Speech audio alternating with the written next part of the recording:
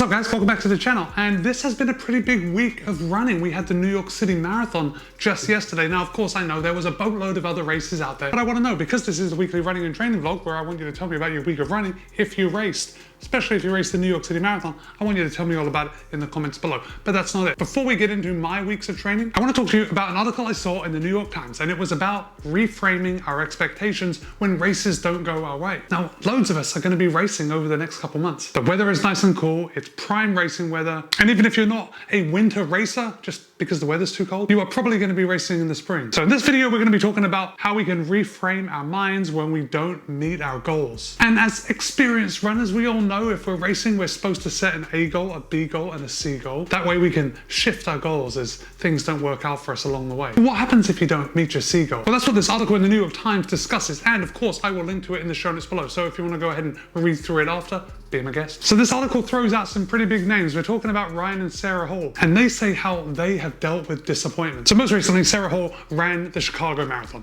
and she wanted to win, but more than that, she wanted to set the American record. Now, back in December of last year, Sarah Hall came within 54 seconds of the American record. And the American record for women has stood since 2004, when Dina Castor ran a 2:19:36 at London. So Sarah Hall, epic athlete, she's got her mind right, you know, she's dialed in, she knows the game. That wasn't the problem going into the race. In the article, she talks about how she was able to visualize running the race that she wanted, winning, and getting the American record. But of course, like many of you, like loads of athletes, tens of thousands of athletes who ran at Chicago, who ran at Boston, it was a warm year this year. And because of that warm weather, it has an effect on performance. Now, there's nothing we can do about the weather. We can set goals all day until the cows come home, but things can happen that are outside our control, and weather is one of those things. So while I am a fan of setting outcome goals, and outcome goals are those goals that come at the end of what we're working towards. So obviously for us in racing, they are probably time goals. If you're running a backyard ultra, it's probably a distance goal. Those are outcome goals. But in order to stay mentally healthy, in order to keep happy, sometimes we have to switch from outcome goals to performance goals. So in this article, Dr. Ross, he points out that professional runners and us amateur runners, when we don't meet our goals, we have to deal with a confluence of sadness and gratitude. Sadness because we didn't meet our goal, but gratitude that we're still able to do it. I mean, ultimately, when it comes down to it, we all need to be very grateful that we are able to get out there and run. So if we focus too much on that disappointment, when we don't meet our goals, we focus on disappointment. Dr. Ross calls it disenfranchised grief. And it's because when we go out to the rest of our lives, when we talk to people that we're work with, they don't realize what has been put into us achieving this goal. For many of us that are running a marathon, we have trained for 12, 14, 16, 18 weeks. And that's a long time. That's a big time commitment to put into reaching your goal. And when you don't reach your goal, it's very hard to wrap your head around. And of course, you go to work, you come home, perhaps your co-workers or your partner at home, they don't understand just how much it meant to you. That's where the disenfranchised grief comes in. But guys, I'm here to tell you, it is up to you. You can turn this around, and it becomes increasingly important when we don't meet our goals. Now, for one reason or another, we go out to a race, we don't meet our goals. What we have to do, because that outcome goal hasn't been met, we can turn it around and we can focus on performance goals. Did you run a good race? Did you feel right? Did you dig deep when things got tough in the later miles? How about this? Now, I hear this a lot in comments. I see a lot of people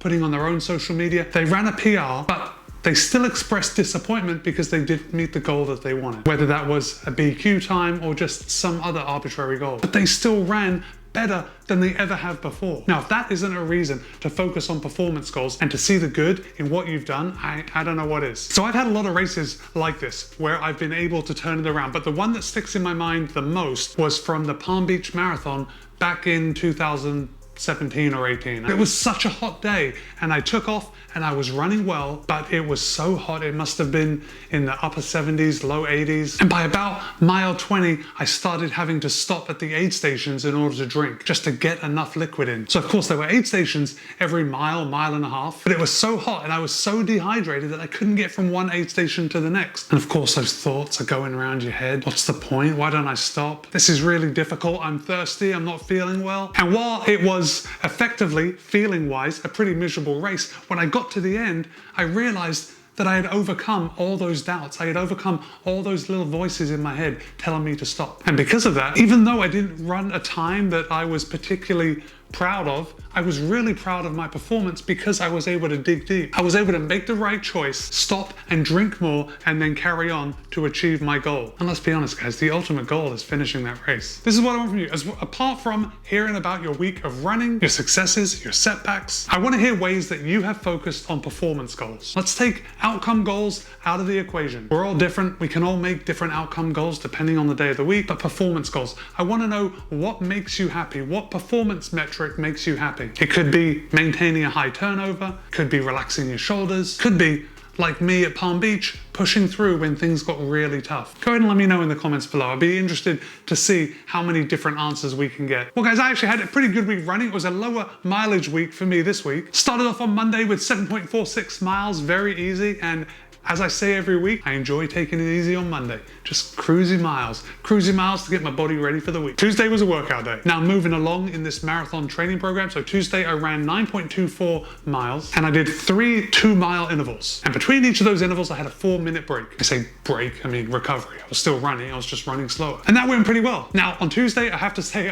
my legs were still pretty sore from running that 5K the previous Saturday, but I warmed up, I felt good. I felt really good by the end of it. You might not be feeling good at the beginning of that workout, but by the end of it, you're gonna be feeling 100%. Wednesday was another nice and easy recovery day, 10.21 miles. Now I know Wednesday is usually a day off for me, but this week I had to take a different day off just because of my work schedule. So I ran on Wednesday, 10.2 miles, and I took it easy because on Thursday, it was another workout day. Thursday was a tempo day. So I ran a total of 10.44 miles. I warmed up, then I ran 9 miles at tempo pace, and then I did a little cool down. And I've got to say, I was pretty happy at the end of it, but it took me a little bit to get into it. Even though I warmed up for a mile, the first couple miles felt a bit creaky, felt a bit stiff. But by the end of this tempo effort, my body was warmed up, I was feeling pretty good, and all I had to deal with was the discomfort of running at a pretty hard pace. And I had the motivation, I had my mind right that day to stay on the gas pedal and follow through for that whole 9 miles at tempo pace. Now, of course, there were times when I was like, should I call it a day at 7 miles? Should I call it a day at 8 miles? But I didn't, and I feel good about that. Friday was the day I took off, so no running, just let my legs recover. Did a quick spin on the Peloton. Well, I really shouldn't say I did a quick spin. I did 90 minutes on the Peloton, but I wasn't really going for it. It was just kind of an easy ride. Saturday was 7.55 miles, very easy. Temperatures coming down a bit, so it was a really, really good feeling run. And then I wrapped up the week on Sunday with 7.67 miles, but I did head over to the UTC Mall and I ran up and down those hills, just getting a little bit of vert. And I wore my New York City Marathon t-shirt from a couple years ago when I did that, just to support those running the New York City Marathon. Bringing my week's total to a bit over 52 miles or a little over 84 kilometers. A little bit lower week on the Peloton this week. I managed to log about 123.41 miles in the saddle, which is about 198.61 kilometers. Okay, my friends, like the video, subscribe, do whatever you want.